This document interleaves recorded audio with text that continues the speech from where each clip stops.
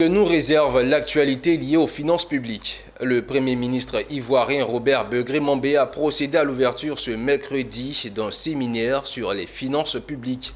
Des travaux qui tiennent sur 3 jours et qui feront office de masterclass destinés à des chefs des institutions supérieures de contrôle des finances publiques d'Afrique francophone. Une initiative de la Cour des comptes, nous témoigne Walter Kofi.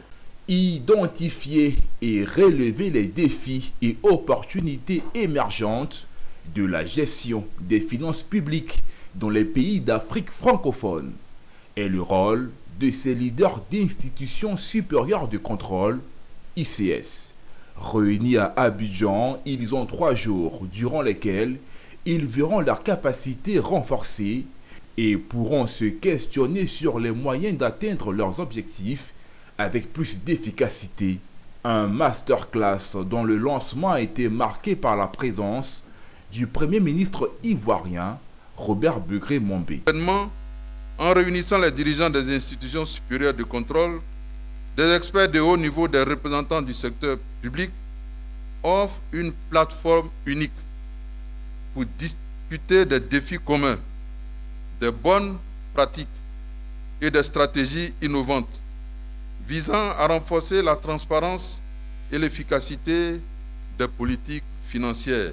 Des panels et conférences seront animés par des experts de la BAD, du FMI et de la Banque mondiale. Des travaux salués par le président de la Cour des comptes qui portent un espoir en cette rencontre qui est la première du genre de l'initiative de développement de l'Intoside dans l'espace francophone.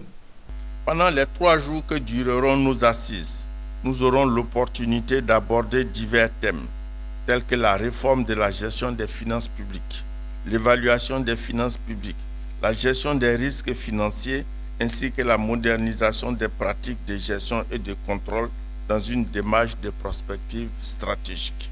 Les institutions supérieures de contrôle des finances publiques, ICS, aident les gouvernements respectifs à améliorer la performance, accroître la transparence et maintenir la crédibilité, ainsi que de lutter contre la corruption, promouvoir la confiance du public et favoriser la réception et l'utilisation efficace des ressources publiques pour le bien de leurs citoyens